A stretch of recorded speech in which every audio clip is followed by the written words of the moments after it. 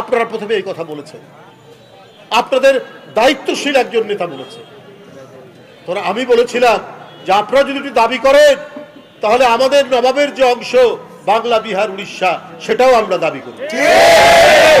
এবং এইটাতে পশ্চিম বাংলার মুখ্যমন্ত্রী অত্যন্ত নাকি গোস্বা হয়েছে, কষ্ট পেয়েছে। বলছে যদি আসে বাংলাদেশ থেকে উড়িষ্যা, বিহার এগুলো দখল করতে আমরা কি ললিপপ খাবো?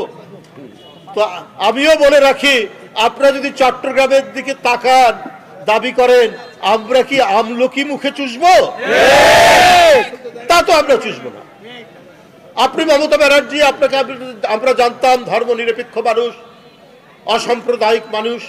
অসাম্প্রদায়িক মানুষ মানবতাবাদী হয়, এইটা আপনারা জানতাম। কিন্তু আপনাদের অত্যন্ত গভীরে যে কট্টর হিন্দুত্ববাদী লুকিয়ে থাকে সেটা দেখলাম যখন আপনি বললেন যে বাংলাদেশে জাতিসংঘের শান্তিরক্ষী পাঠানো দরকার।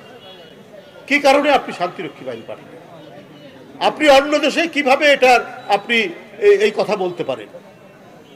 আপনি আন্তর্জাতিক আইন কানুন জানেন না, আপনি অর্বাচীনের মতো এই কথা বললেন। ভারতের কেউ কেউ প্রতিবাদ করেছে।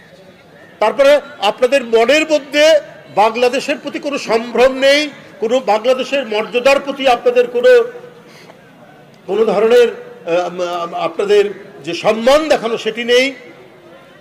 আপনারা সবসময় মনে করেন যে বাংলাদেশ আপনাদের তাবেদার হয়ে থাকবে। এই কারণেই আপনারা শেখ হাসিনাকে অত্যন্ত প্রিয় পাত্র মনে করেন।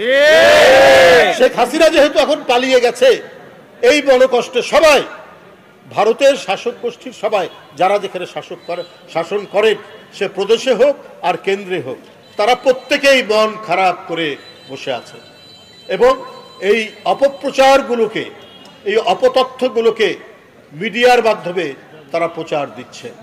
পৃথিবীর কোনো মিডিয়াতে দেখালো না, আপনারা সেখানে বসে থেকে অপপ্রচার করছেন। কারো মাথায় ব্যান্ডেজ করে, কারো হাতে ব্যান্ডেজ করে ওটা মিডিয়ায় দেখাচ্ছে।